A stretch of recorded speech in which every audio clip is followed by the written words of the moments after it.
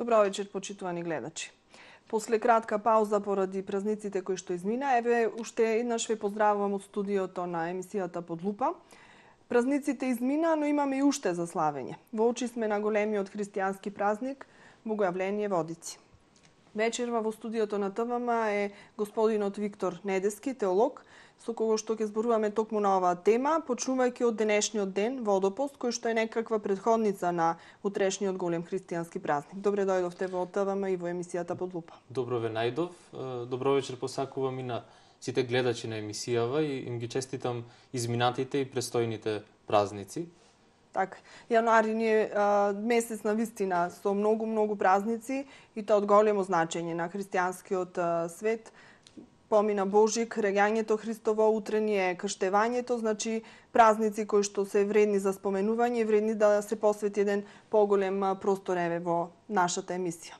Ајде најпрво да започнеме како се почнало околу овој празник, околу Богојавление и што значи пак денешниот ден, кој што во народот е познати како строг пост. Значи, една предходница на утрешните водици. Така. Значи, најпрво да кажеме што празнуваме на празникот Богојавление денес, сакам да кажам во денешно време. Ние прославуваме еден настан кој се случил пред 2000 години, речиси 2000 години, на реката Јордан. Имено како што не информира евангелистот Лука, кој хронолошки најдобро ги објаснува настаните поврзани со Христовиот живот, во 15-тата година од владењето на императорот Тибери, Јован Крстител излегол во околината на Јордан и Јорданската пустина и реката Јордан и почнал да го проповеда покаяние, да најавува дека се приближи Царството Небесно и исто така да го најавува Христовото доаѓање и Христовото излегување на проповед. Во ова време многумина доаѓале на реката Јордан кај Јован и се крштевале, исповедајќи ги своите гревови. И меѓу мноштвото народ кој доаѓале јудејските првосвештеници кои го прашувале Јован, кој си ти? Од каде тоа право да крштеваш? Дали си ти пророк, дали си ти Христос? Но тој кажувал отворено дека тој не е Христос, дека тој го навестува Христовото доаѓање, дека тој е гласот кој вика во пустината најавуван од древните пророци. За еден ден да се исполни тоа пророштво, на реката Јордан доаѓа Христос, кому како што вели Јован Крстителот, Јован не е достоен да му ги одврзени ремењата на неговите обувки. И кога доаѓа Христос да се крсти, Свети Јован му се обраќа, му вели, треба јас од тебе да бидам крстен. Меѓутоа, покажувајќи ја својата понизност, своето смирение, Христос пристапува, му и остави го тоа, треба да исполнам се што е кажано за мене, и прима крштение на реката Јордан од раката на Свети Јован Крстител. Црковното предание во некои подоцнежни извори забележало известни чуда кои што се случиле на реката Јордан. Вика, течението на Јордан се врати назад, вика, морето се исплаши од овој настан. Една алегорија, нели, дека се случува еден неприроден, надприроден настан, оној кој го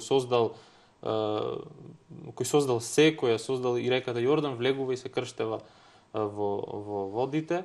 И по крштевањето Христово се случува уште еден настан, а тоа е објавувањето на Бог во Тројца. Значи, прв пат во историјата на човештвото Бог отворено се јавува како Бог Отец, Бог Син и Бог Свет Дух, иако тоа во една заскриена форма постои уште во Стариот Завет, но со овој настан за прв пат го имаме Христос како воплотено слово кој влегува во реката Јордан, се крштева, Светиот Дух во вид на гулаб слегува врз Христос, а гласот на Отецот сведочи од небесата и вели, ова е мојот возлюбен син во кого е мојата волја. Значи, секој кој ја видел иконата на Богојавление, многу сликовито може да види дека црквата тоа го изобразила. Така што тоа е настанот кој ние го празнуваме, кој црквата го прославува денес.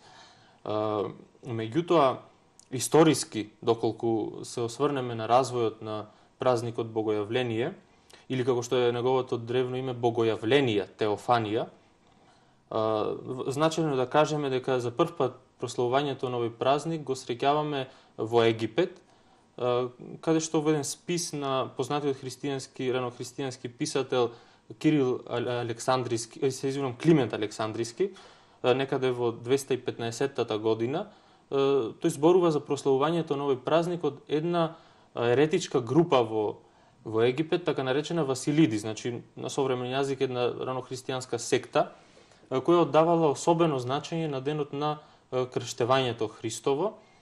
А зошто токму овој ден, значи е избран за ден како крштевање на Христос? Значи не постои показател зошто токму овој ден. Меѓутоа, она што е значено да се нагласи е зошто ова група го празнувала. Ова група и генерално тие гностички ранохристијански групи даваат особен акцент на крштевањето. Зошто е тоа така?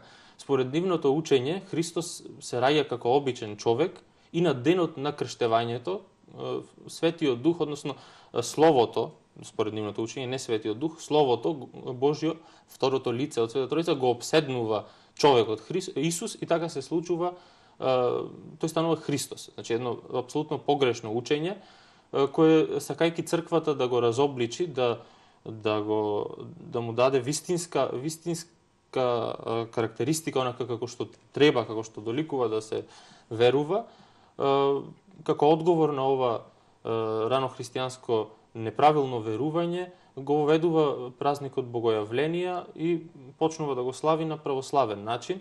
Инаку уште во средината на 3 век, иако предходно ова група го прославува, например кај христијанскиот писател Ориген во средината на 3 век, ние се уште не го среќаваме прославувањето на Богојавление кај христијаните, кај вистинските христијани кај црквата, но веќе по средината на 3 век почнуваат да се среќаваат првите извори за прославување на празникот Богојавление од страна на христијаните.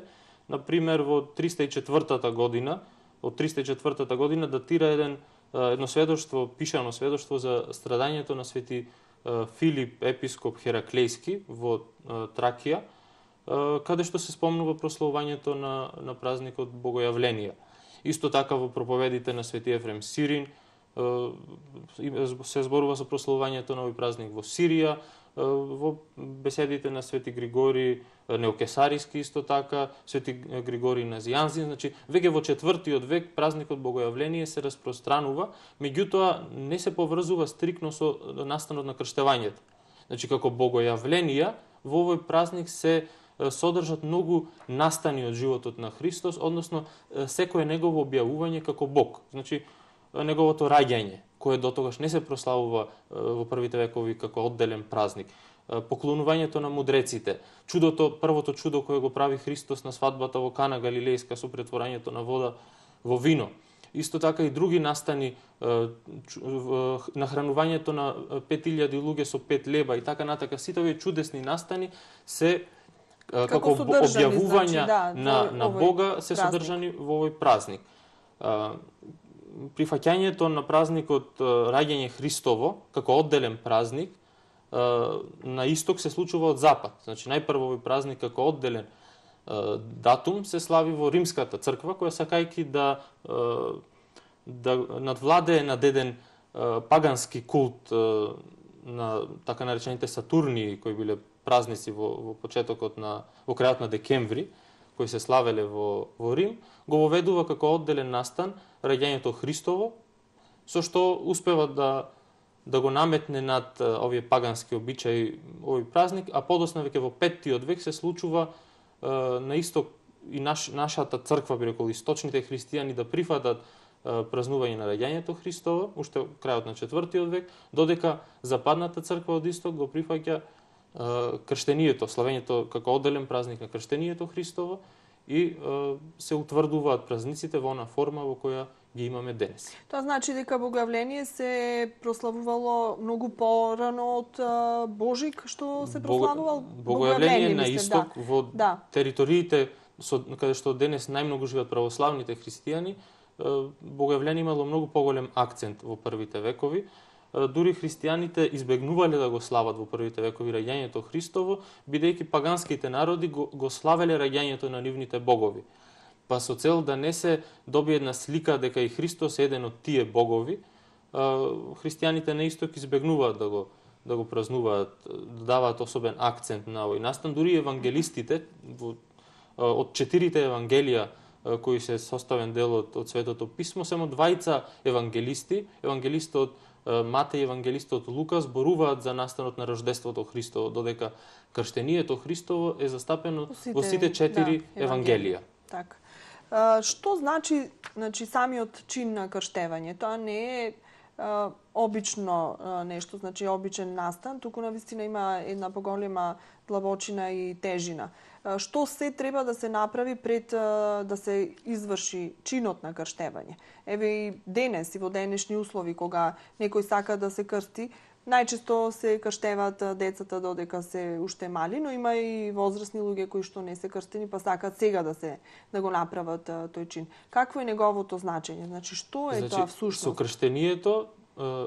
крштението е првиот предуслов за влез во Царството Небесно, би се рекло, или показател дека значи врата во црквата. Секој човек за да стане христијанин, предуслов е да биде крстен. Значи со тоа е клучот кој отвора вратата на црквата и во минатото кон овој чин се пристапувало доста сериозно. Знаеме дека во првите векови особено било застапено крштевањето на возрастни луѓе, бидејќи христијанството уште не било традиционална вера, туку се ширило постепено. Возрастните кои ќе слушнале за Христовата проповед, за раната христијанска црква, се интересирале што е тоа.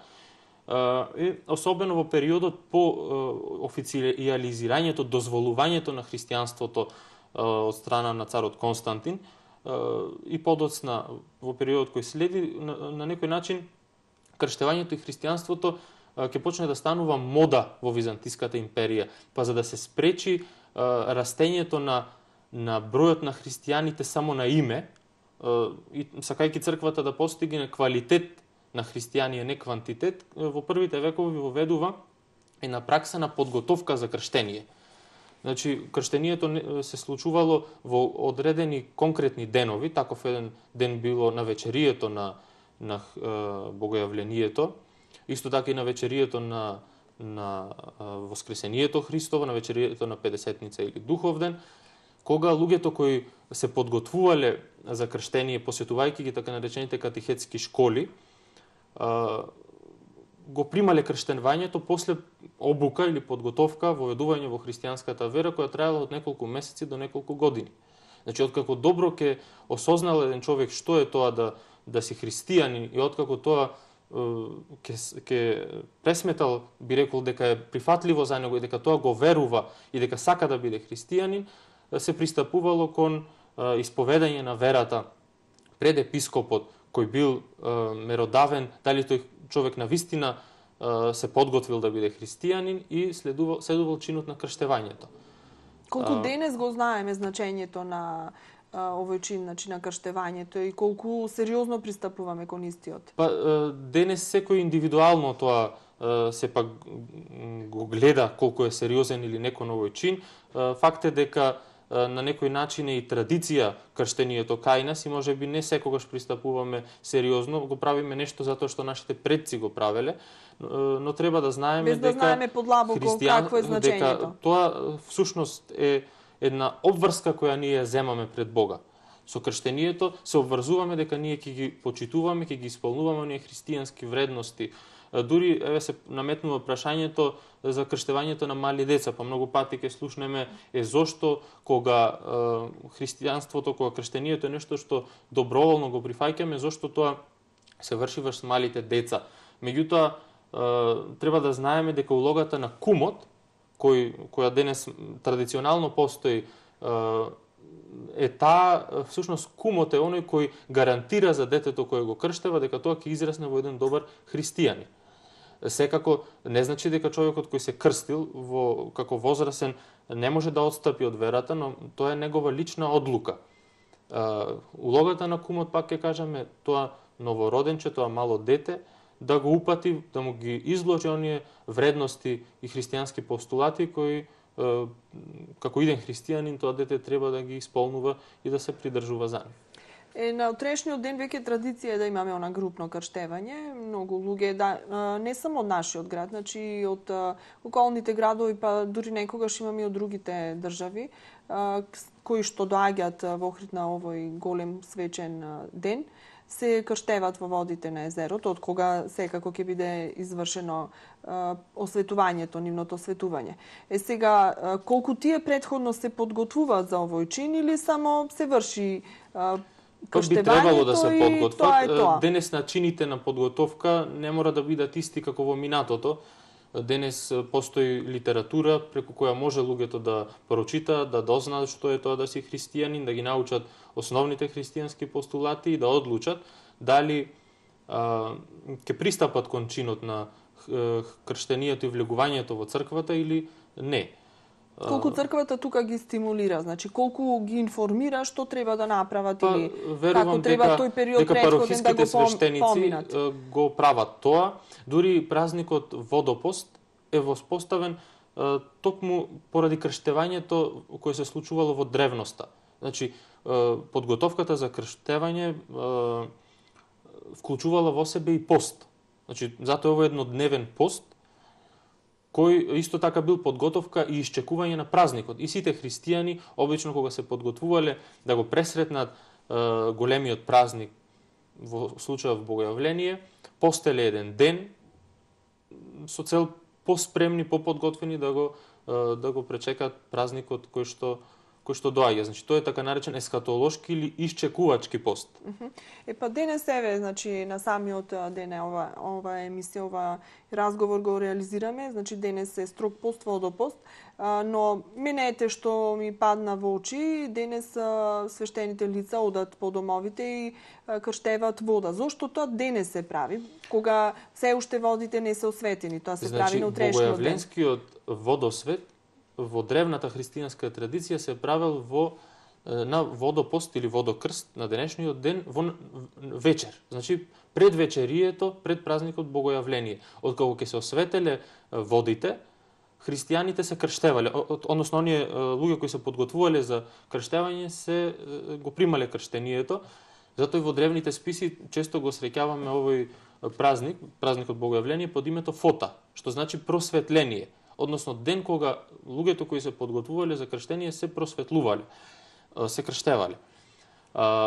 Но подоцна, веќе од 13-тиот, 14-тиот век, среќаваме двојно крштевање, осветување всушност на водите.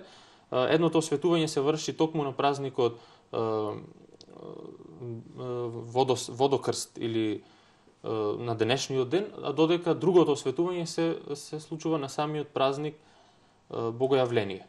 Так. Тоа го среќаваме, например, во еден српски типик од 1319 година од архиепископот српски Никодим, исто така во еден типик или правилник, богослужбен правилник на рускиот скит Свети Андреј на Светагора. Значи, веќе ова пракса од 14-тиот и 15-тиот век ја имаме како утврдена да се прави двојно крштение, двојно се осветување на водите.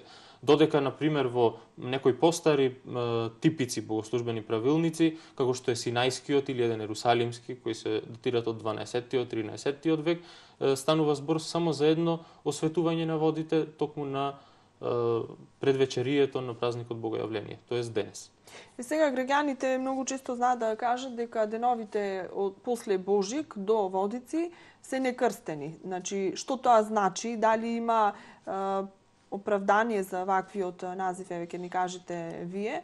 Значи, ова именување кое го спомнавте се темели на едно народно верување дека Христос од неговото раѓање кое се случило на Божик, се до крштевањето не бил крстен од тие 12 дена.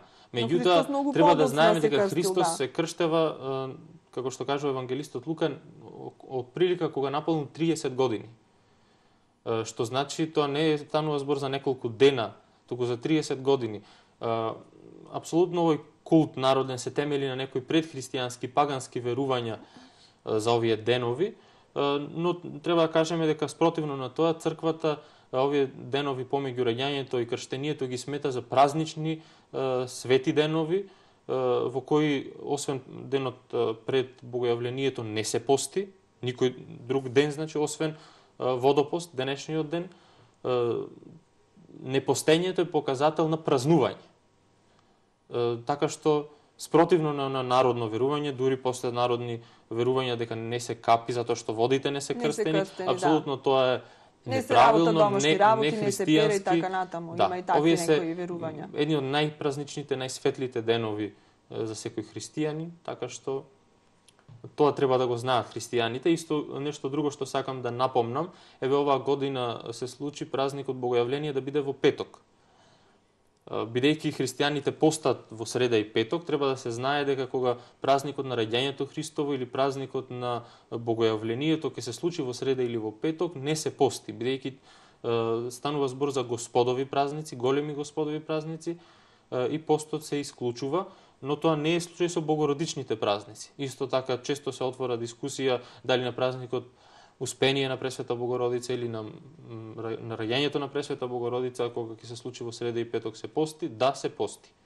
Меѓутоа на празникот Богојавление, како што кажа, утре, значи за сите кои што беа во дилема дали утре треба да постат или не, апсолутно во текот на утрешниот ден се конзумира секаква храна, вклучувајќи месни производи, млечни производи и така. Значи уште се тие радосни денови кои што доаѓаат после Божик, завршуваат тие, претпоставам сега со водици. Така. Да, така, значи, исто треба да нагласиме дека празникот Богојавление, како и другите големи господови празници, има свое предпразненство и свое попразненство. Значи, ако појдеме на богослужба неколку дена пред Богојавление или по Богојавление во христијанските храмови, не треба да се изненадиме што се пеат химни поврзани со празникот. Значи, сакајќи црквата да даде големо значење на овој голем празник, тоа го прави празнувањето, прославувањето во текот на неделата што предходи, неделата што следува на празникот. Така. Значи, можеме да кажеме дека овој празник се става во рангот на оние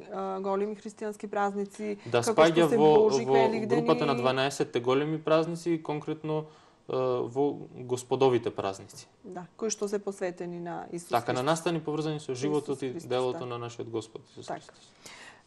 Ви благодарам за овој дел од разговорот. Малку сега ќе ве одморам со една пауза, па ова малку се навративме во историјата, како се празнувало, од каде започнал овој празник, да видиме во вториот дел малку како денес се празнува, дали е тоа онака како што треба, како што доликува на еден ваков ден, или малку некаде и претеруваме во тоа.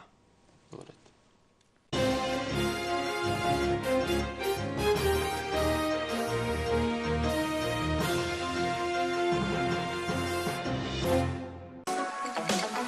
Кам, постојано ниски цени. Лимон 1 килограм 50 денари. Панга филети 750 грама 127 денари. Тетратка А5 22 денари. Сет училишен прибор 29 денари. Кам, купувај мудро. Внимание, внимание! Бегство во блок Б. О, не. Празни Red Bull лименки. Red Bull ти дава крилја. Погребално предпријатие Две солзи. Ние сме тука, во тешките моменти во животот, да обезбедиме професионална поддршка. Погребално предпријатие Две солзи.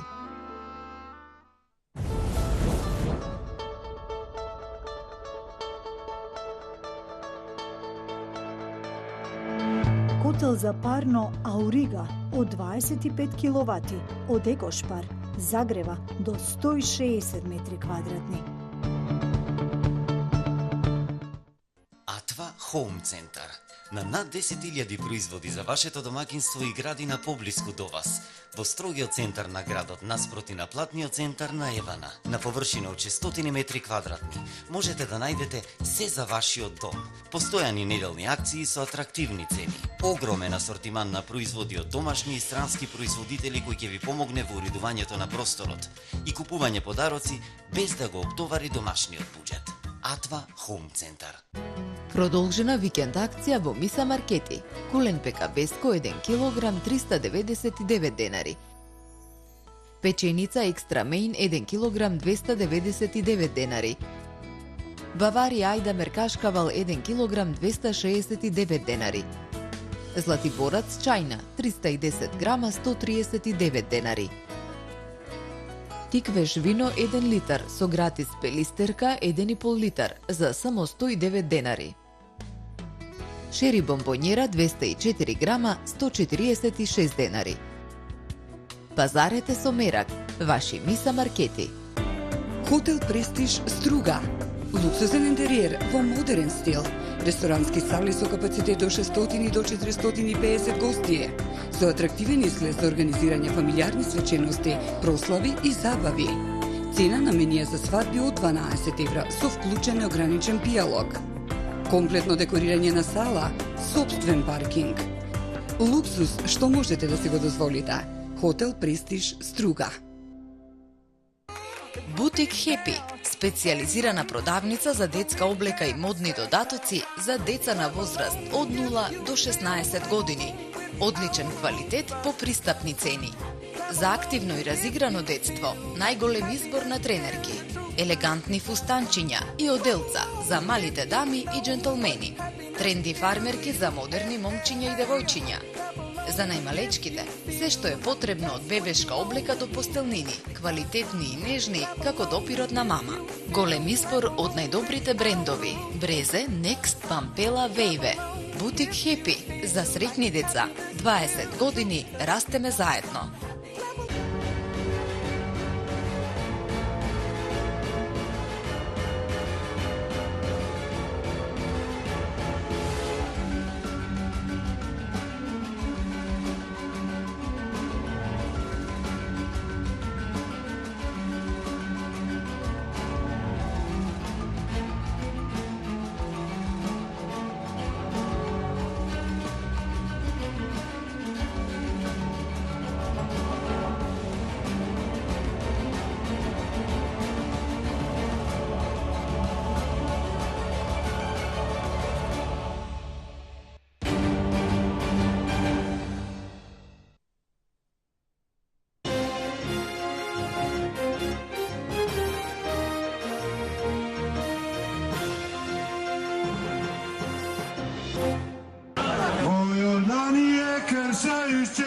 Во го јавление Водици 2018 на регионална телевизија ТВМ.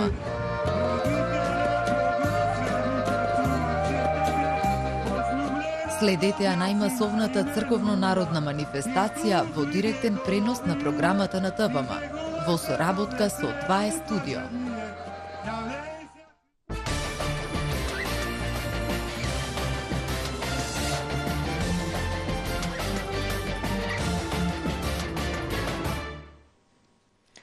Краток одмор, малку здивнавме, но интересна тема да си продолжиме ние со нашиот разговор. Се надевам на задоволство на гледачите. Значи, веќе се е подготвено за утрешниот ден. Охрид, можам слободно да кажам, живее за овој ден и за овој празник. Од година во година се помасовен, се посетен, се повеќе верници од нашиот град и од другите градови на Македонија, а и од околните држави доаѓаат токму тука да присуствуваат на осветувањето на водите. И еве вие како теолог, но и како граѓанин кој што живеете, како го доживувате овој ден? Какво чувство се буди кај вас? Дали сте задоволни како се тоа е изорганизирано или мислите дека некаде премалку, а некаде премногу? Така. Значи пред се празникот Богојавление е еден радосен празник, радосен ден. И секако дека со секој христијански верник треба да го празнува овој ден во едно убаво расположение, празнично. Па така и јас секако дека празнувањето најпрво треба да го започнеме и јас го започнувам со божествена литургија која се одржува во сите православни храмови парохиски во Охрид, пошто следува традиционалното, една голема традиција нели прерасна во Охрид овој настран, традиционалното одење литиски до градскиот плоштад каде што се одржува големиот богојавленски водосвет, се осветуваат водите на езерото и верниците влегуваат во водите, сакајќи да го примат Божиот благослов од осветената вода и миејќи се со оваа вода. Ова традиција не е од вчера, значи не само во Охрид, туку и во целиот православен свет. Уште Свети Јован Златоуст, например, многу карактеристично зборува во 4. век за богојавленската вода, вели, земајте оваа вода, пијте оваа вода и забележете, вика, дека оваа вода не се расипува и 1 година и 2 години по незиното осветување. Бидејќи овој водосвет, голем богојавленски водосвет, како што кажавме и во првиот дел, се прави само 2 пати, на Водокрст и на Водици. И верниците доаѓаат, црпат од водите, осветените води, влегуваат во езерските води, и тоа е една убава традиција која, како што кажавме, се развила во нашиот град. Мислам дека се што се случува денес е во границите на нормалното, на она што е во ред. Може би во минатото малку се претера со комерцијализирање на овој настан, меѓутоа со тие поклони кои се дава и така натака на оно што ќе го фати крстот, меѓутоа мислам дека последните години тоа се врати во едни нормални граници и очекуваме и оваа година да биде во истиот дух. Иначе, кога станува збор за фаќањето на крстот, традицијата на фрлање и фаќање на крстот, треба да кажеме дека спуштањето на крстот во водите всушност го означува Христовото влегување во водата, и како што пред речиси 2000 години се случи осветувањето на јорданските води со Христовото крштение и неговото влегување во реката Јордан, така и денес со спуштањето на крстот во водите се осветуваат водите. По практични причини, нели, кога ќе се спушти крстот, треба да се врати. Така се развила оваа традиција на фаќање на крстот. Еден од овие кои влегуваат во водата требало да го врати крстот, па дури добил овој настан малку такмичарски карактер, што не треба да е главен мотив на празникот. Сепак сите подеднакво го примаат благословот Божи. Сите што ќе влезат во водите на езерото, да, или кои ќе се измијат од водите, имаат ист благослов, значи точно. Иста среќа треба да ги прати. Значи не треба да има празникот спорски димензии, туку сепак она духовното треба да преовлада. Дали некогаш сте скокале по честниот крст? Па да, како средношколец повеќе пати сум влегувал во водите на Охридското езеро. Како и можам да кажам дека чувството е посебно, чувството е убаво.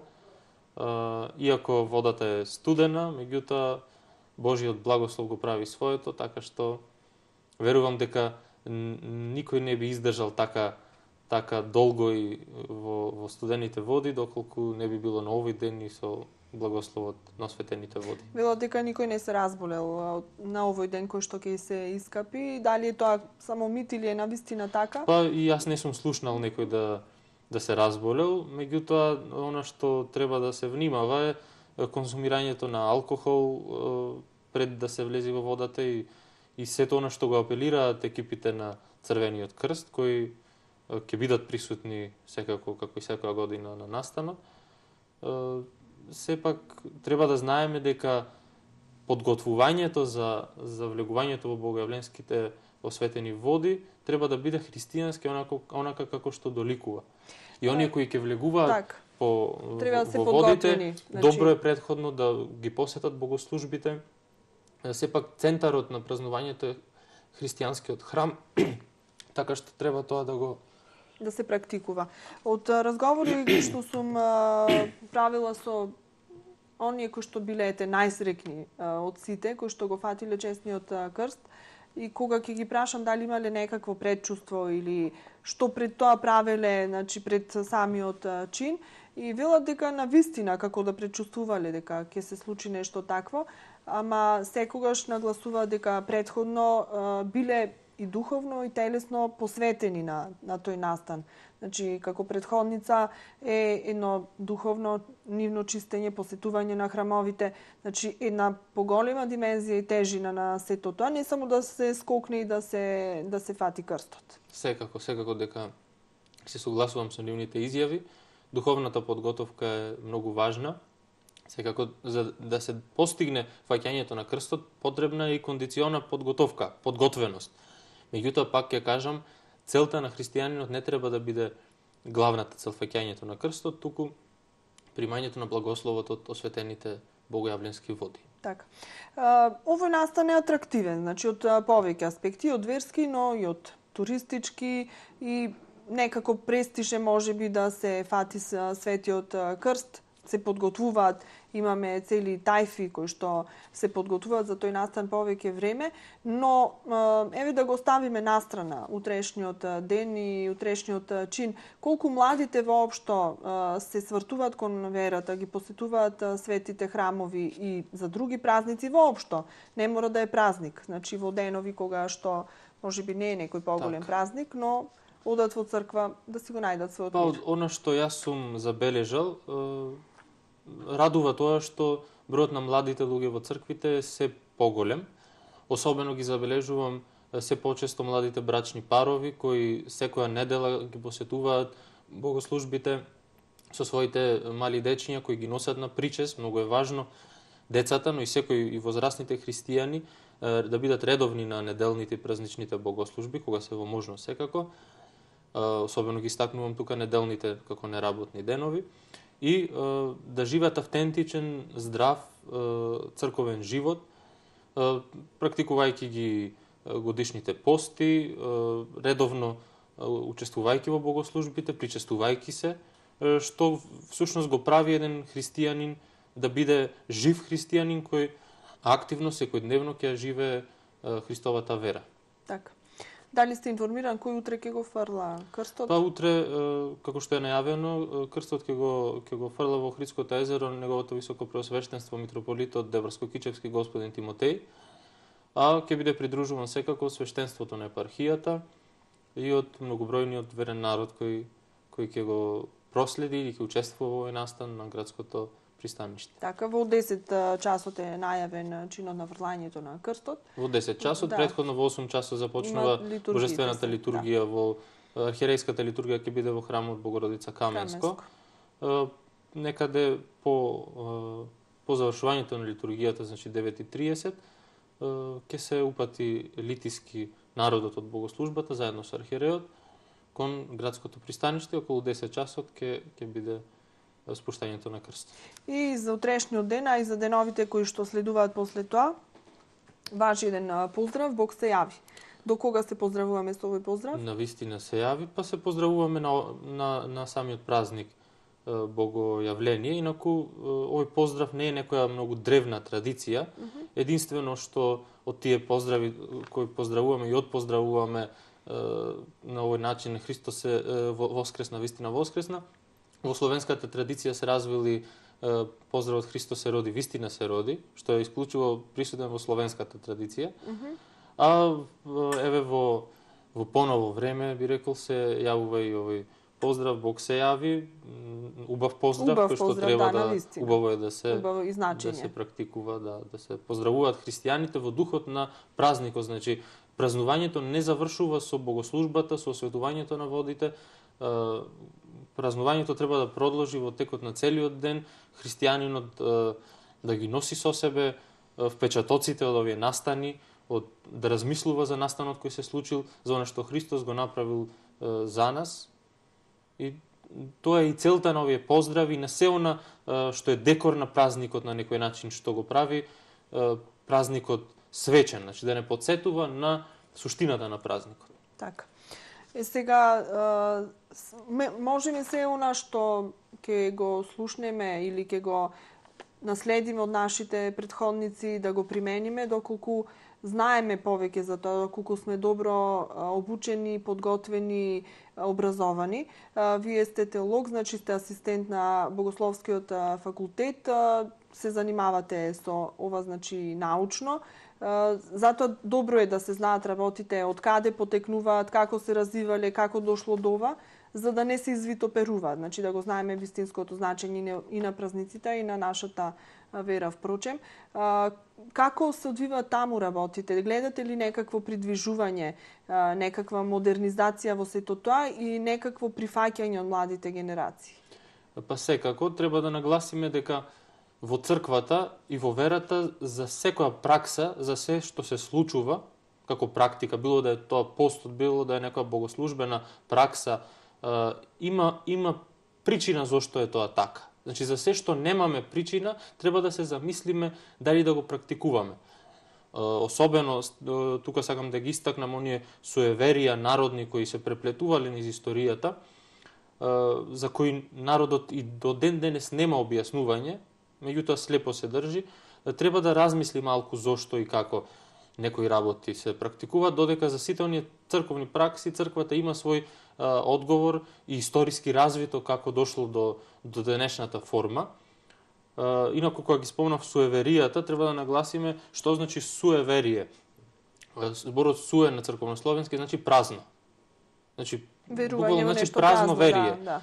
Така што мислам дека младите генерации се повеќе се интересираат за автентичното, вистинското, и за среќа денес и преку социјалните мрежи, преку интернетот, преку печатените медиуми, преку книгите, дали станува збор за научни публикации и така натака, можат да се информираат.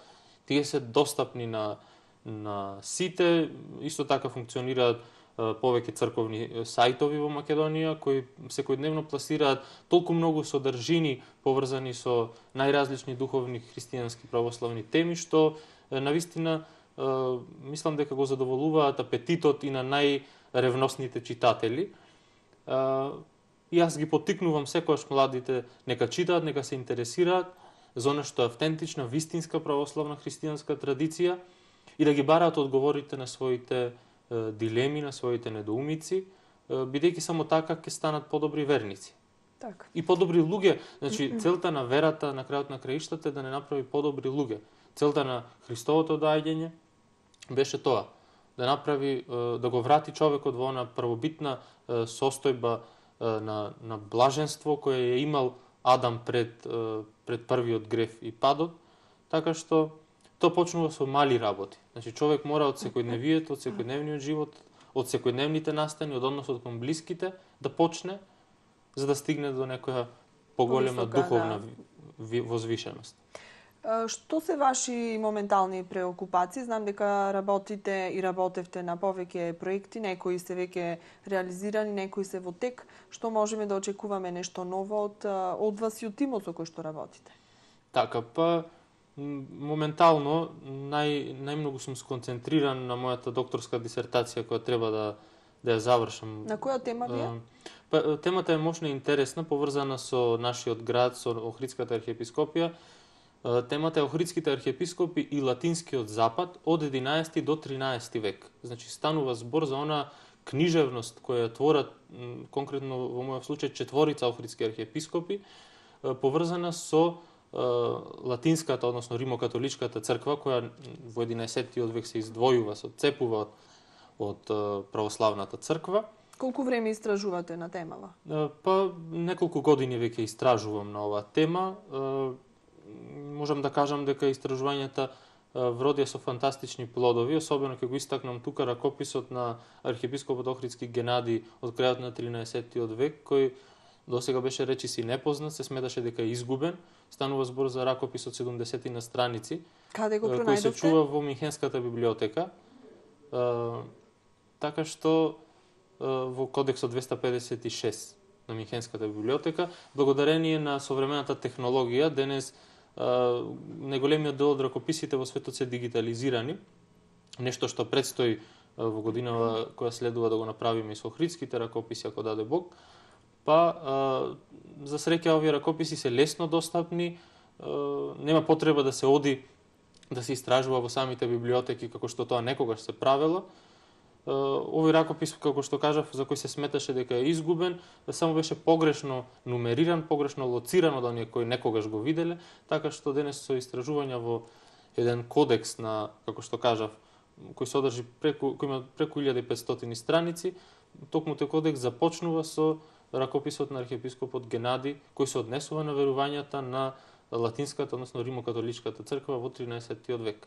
Така што целта на моето истражување во кратки црти е да се покаже која е значајноста на Охрид, на Охридската архиепископија во тие односи помеѓу источната православна и западната римокатоличка црква. Значи Охрид како и географски лоциран помеѓу истокот и западот играл мощна значајна улога во овие случувања. Најголемите проблеми велат доаѓаат од незнаењето, затоа што повеќе знаење да се наоружаме сите, без разлика од која област, тогаш ќе сме и посилни, ќе можеме да се спротивставуваме на сите оние ставови кои што се косат со она што е вистина. Секако, секако. Нас ни предстои и како теолози да работиме многу. Ние имаме многу теми и многу полиња кои не се доволно истражени. Еве ќе најавам и едно моје истражување кое го привршувам поврзано со еден охридски архиепископ Варлам, кој во 1598 година е убиен во градот Велес. Така што една многу интересна личност од период на османлиското владење во Македонија. Сознанијата до кои дојдов за овој архиепископ, се надевам, веќе се презентирани на неколку меѓународни научни симпозиуми, но се надевам дека наскоро ќе бидат презентирани пред пошироката македонска јавност. Бидејќи, како што и порано сум нагласил, ние го знаеме во извесен дел културното наследство на градот Охрид, на Охридската архиепископија, меѓутоа многу малку внимание се посветувало на личностите кои тоа го твореле, тоа го создавале. Так. Зато се сега вашите генерации на потек, да речам, за сето тоа некако да го исправат, имате простор и имате можност за истражување. Охрид е навистина непресушна ризница, не само Охрид, и цела наша држава. Така. Би рекол дека секоја генерација во границата на можностите кои времето го нудело, тоа го правела, ние сме на потек да го дадеме нашиот влог кон тоа. Мислам дека тоа ќе биде во промоција сеопшта не само на Македонската православна црква, туку и на градот Охрид и на културно наследство кое го создавале нашите предци, а ние најмалку што може да направиме е тоа да го сочуваме, да го презентираме, да го белодените, да биде нашата поширока јавност и пред пошироката светска јавност. Да знаеме што сме наследиле од нашите претходници. Така. Благодарам за овој разговор во емисијата. Посакувам да имаме утре навистина убав празничен ден. Се да помине во најдобар ред. Сигурна сум во тоа, со Божја помош и милост, и навистина Охрид да го задржи оној примат на град каде што ова станува традиција и секогаш се покажуваме во едно навистина добро светло. Така, јас ви благодарам за поканата. Ми беше чест. Кога сме кај традициите, само ќе цитирам еден дел од апостолот Павле, кој им вели на солуњаните: држете ги традициите. Но оние вистински традиции, она што е убаво, што е правилно, што е христијанско, во кој спаѓа и утрешното празнување и осветувањето на водите на Охридското езеро, така што ги очекувам православните верници во што е можно поголем број да присуствуваат најпрво на богослужбите во православните храмови, а потоа да дојдат и на градското пристаниште и да учествуваат во овој голем торжествен настан. Така, благодарам уште. И јас ви благодарам.